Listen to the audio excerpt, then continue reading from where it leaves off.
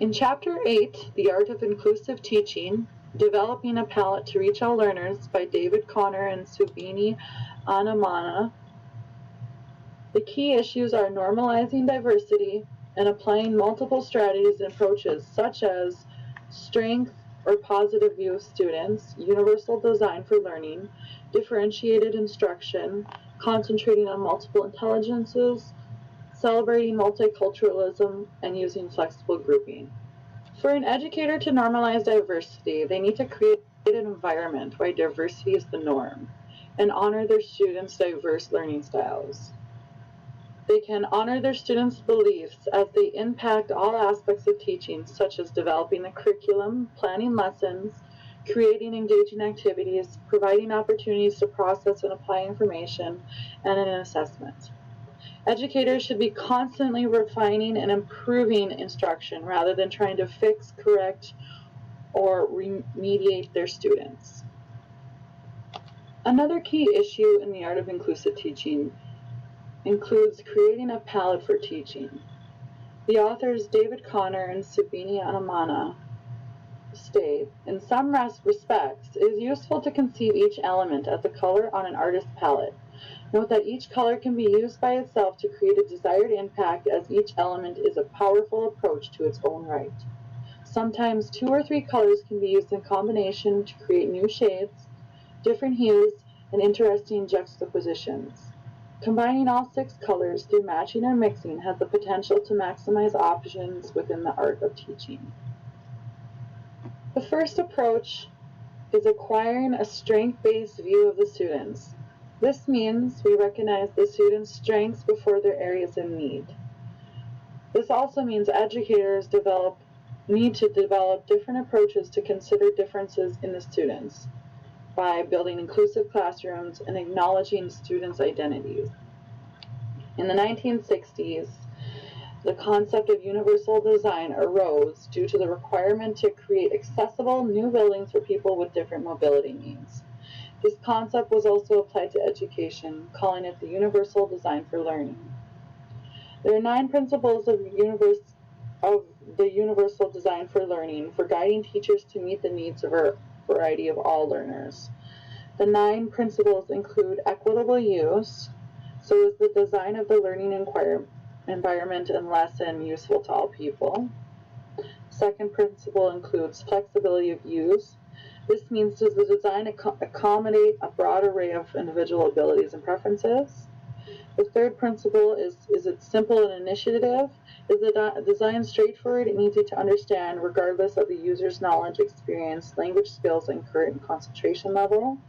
The fourth principle includes perceptible information. Does the designer communicate necessary information to the users regardless of ambient conditions or the user's sensory abilities? The fifth principle includes tolerance for error. Does the design minimize hazards and the adverse consequences of accidental or unintended actions? The sixth principle is low physical effort. Can the design be used efficiently and comfortably and with a minimum of fatigue? The seventh principle is size and space for approach and use. Does the design consider appropriate size and space for providing for approach, reach, manipulation, and use, regardless of all students' size, posture, or mobility? The eighth principle is a community of learners.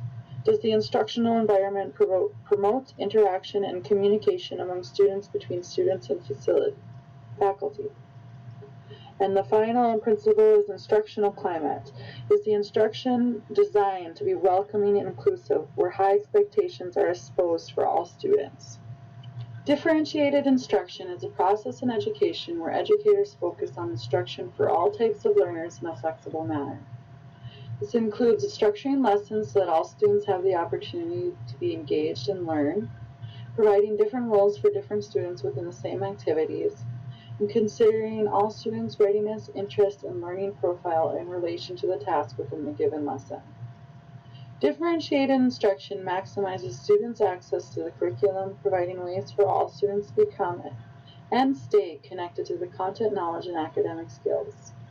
There are 6 approaches to differentiation. First is differentiating content. When we think of content, we ask, what is being taught? Differentiating process, so we ask how students are engaging with the information. And differentiating product, asking yourself what students do or create that provides evidence of their knowledge. And then differentiating by student readiness, so that's just being able to customize our support for our students. Differentiating by student interest, so that's giving students options. And differentiating by students' learning profile, which means allowing students to share how they problem solve in different ways to permit them to play to their strengths. In the 1980s, Howard Gardner changed the perception that there was only one fixed intelligence by asserting the existence of multiple intelligences.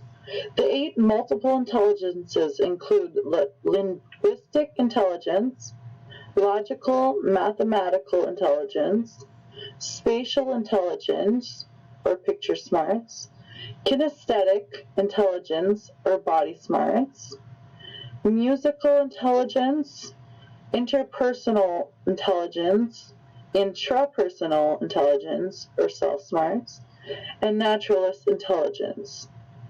Educators should employ at least 2 to 3 multiple intelligences while teaching a lesson and incorporate all multiple intelligences within the course of a term. Another approach to inclusive teaching is embracing multiculturalism. Embracing that multiple cultural groups exist and contribute to society is how educators can celebrate multiculturalism in their classroom and focus on delivering a curriculum that accents diversity.